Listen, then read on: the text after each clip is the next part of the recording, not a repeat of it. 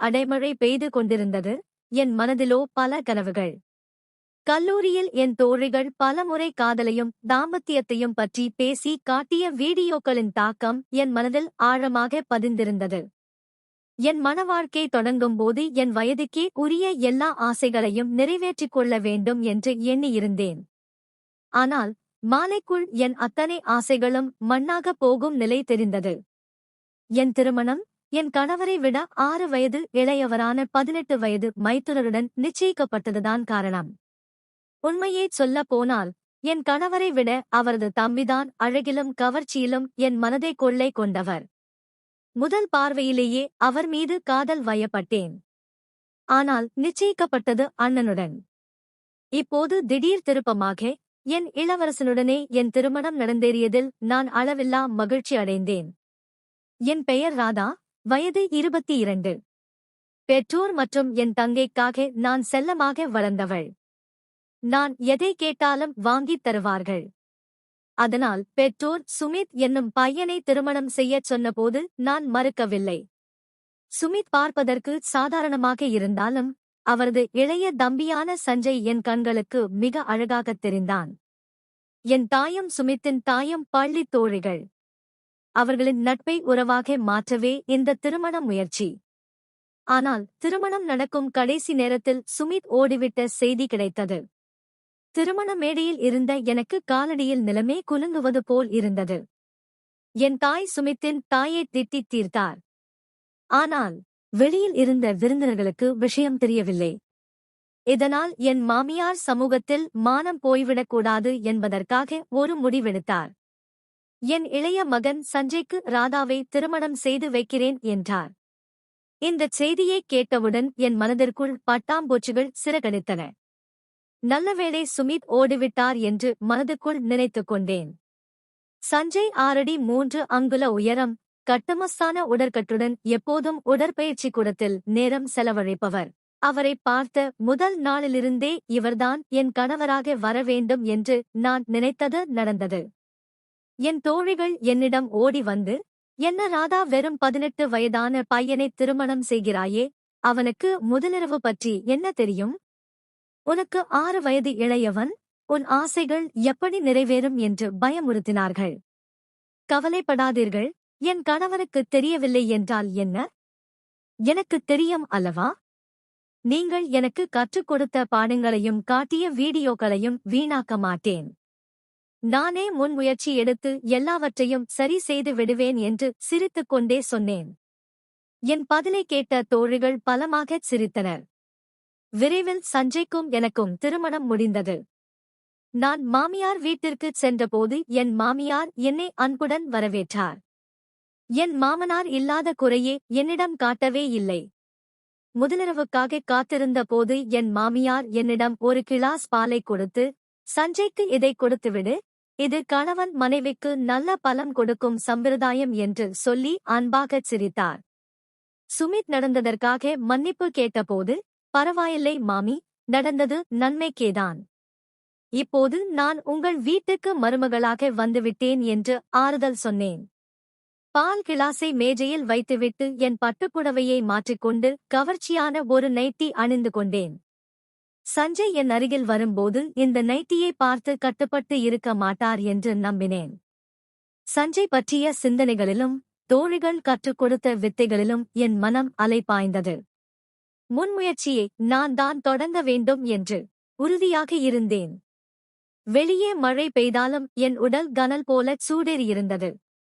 மணவரை அலங்காரம் இல்லாத சாதாரண அறையில் நான் அவருக்காக 1 மணி நேரம் காத்திருந்தேன்.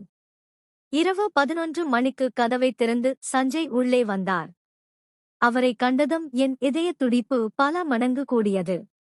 நெற்றியில் வியர்வை துளிகள் அரும்பின. அவர் மெதுவாக என் அருகில் வந்து படுக்கையில் அமர்ந்து, "ராதா, நீ மிகவும் களைத்திருப்பாய், போய் படுத்துக்கொள், நீ சோர்வாக இருக்கிறாய்" என்றார். என் மனம் நொறுங்கிப் போனது. அவர் என்னை படுத்து தூங்கச் சொல்கிறாரா? எனக்கு பயங்கர கோபம் வந்தது. ஆனால் அதைக் காட்டாமல் மெதுவாக எழுந்து ஆடையை மாற்றிக்கொண்டேன். திரும்பி பார்த்தபோது சஞ்சய் படுத்து தூங்கிவிட்டார். பாவம், திருமண வேலைகளில் மிகவும் சோர்வடைந்து விட்டார் போல் இருக்கிறது என்று நினைத்து அவர் அருகில் சென்று மெதுவாக அவர் இடுப்பைத் தொட்டு பார்த்தேன். ஆனால் அவர் என்னை விட்டு விலகி படுத்தார். கோபத்துடன் நானும் சுவர் பக்கம் திரும்பி படுத்து களைப்பு மிகுதியால் ஆழ்ந்து உறங்கிவிட்டேன். அதிகாலையில் நான் கண் விழிக்கும்போது சஞ்சய் அறையில் இல்லை. என் மாமியார் வந்து கதவைத் தட்டி, முதலிரவு எப்படி இருந்தது? ராதா சீக்கிரம் கீழே வா, சஞ்சய் காலை உணவுக்காக காத்திருக்கிறான் என்றார். என் முகம் தொங்கிப் போனது. மாமியாரிடம் உண்மையைச் சொல்லாமல் ஒரு புன்னகையை மட்டும் பதிலளித்தேன். அன்று முழுவதும் முகநூல் சடங்குகள் ஓடின. அப்போதும் கூட சஞ்சய் என்னை பார்க்கவே இல்லை. அவர் என்னை ஏறெடுத்தும் பார்க்காதது என் மனதை குடைந்தது. அவர் வெறும் 18 வயது பையன், அவருக்கு தெரியவில்லை. நான் தான் முன்முயற்சி எடுக்க வேண்டும் என்று நினைத்துக் கொண்டேன். இரவு விருந்தினர்கள் அனைவரும் சென்ற பிறகு நான் மீண்டும் என் திட்டத்தை செயல்படுத்த அறைக்குச் சென்றேன். இன்று மிகவும் கவர்ச்சியான நைட்டியை அணிந்தேன். அதன் இருபுறமும் வெட்டப்பட்டிருந்தது. சஞ்சய் இதை பார்த்தால் நிச்சயம் தன் கட்டுப்பாட்டை இழந்து விடுவார் என்று நம்பினேன்.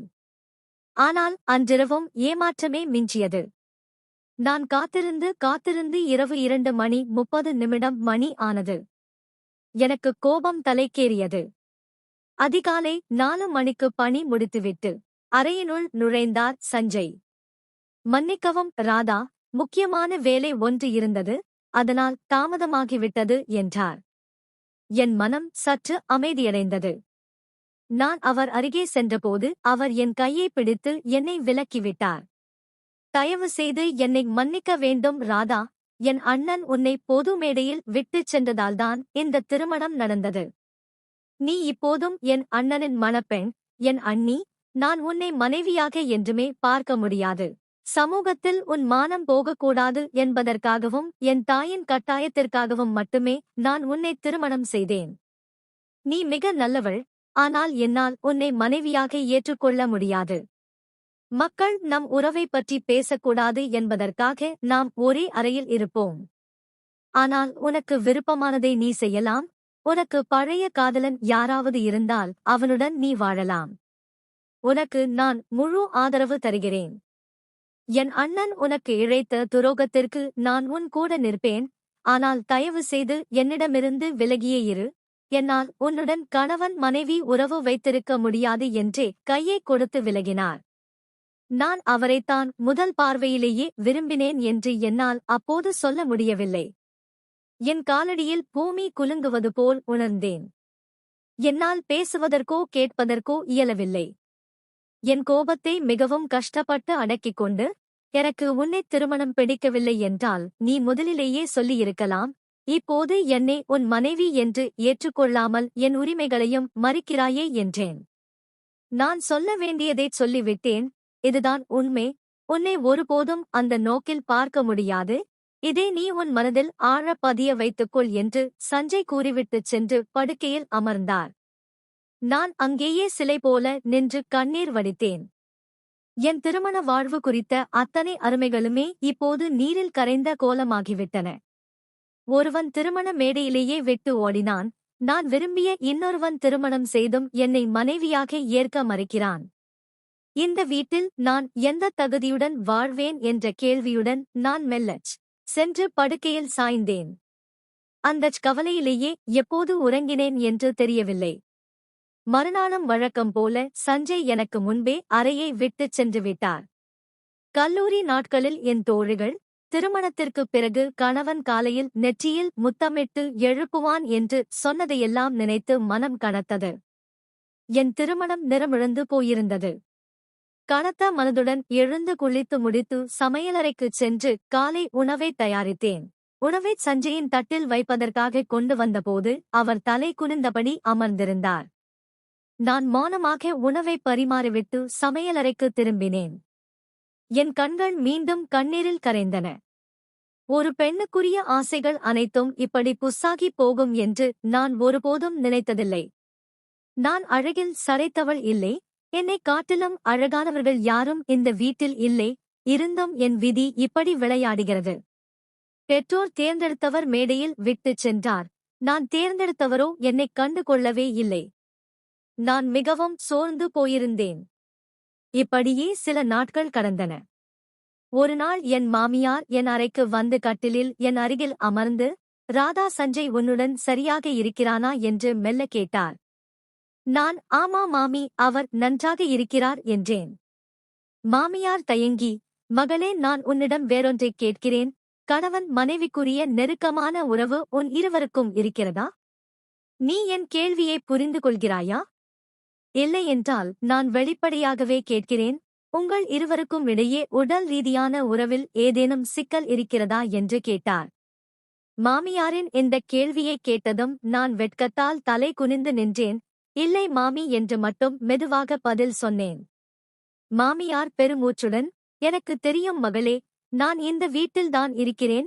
உங்கள் இருவரையும் நான் ஒருபோதும் நெருங்கி பேசக்கூட பார்க்கவில்லை என்றார். என் ஒரு மகன் உனக்கு துரோகம் செய்தாலும் இன்னொரு மகன் நிச்சயம் உன்னை ஏற்றுக்கொள்வான்.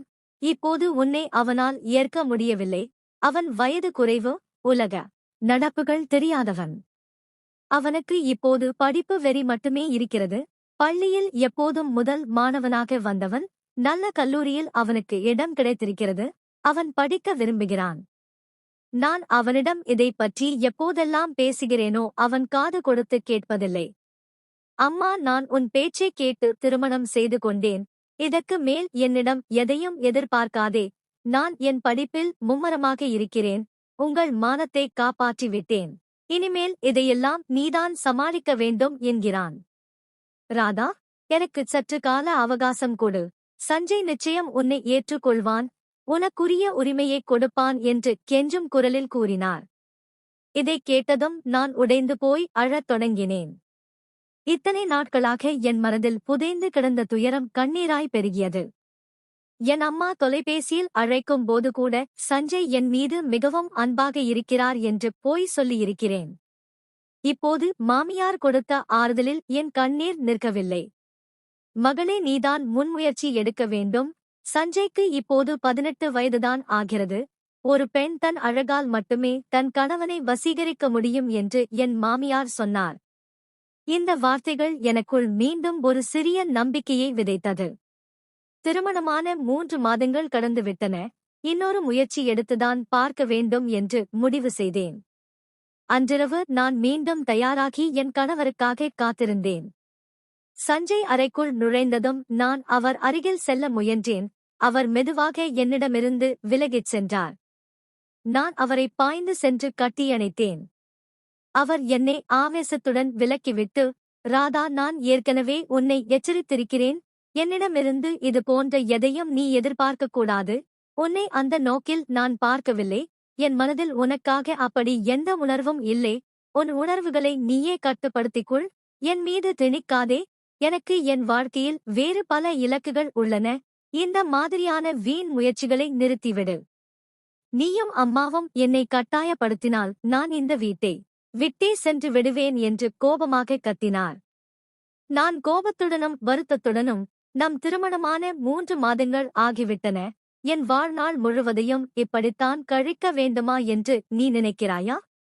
உன் அண்ணனைப் போலவே நீயும் இப்படித்தான் செய்ய வேண்டும் என்று நினைத்திருந்தால் ஏன் என்னை திருமணம் செய்தாய் என்று என் மனதில் இருந்த கோபம் அனைத்தையும் வார்த்தைகளாக கொட்டினேன்.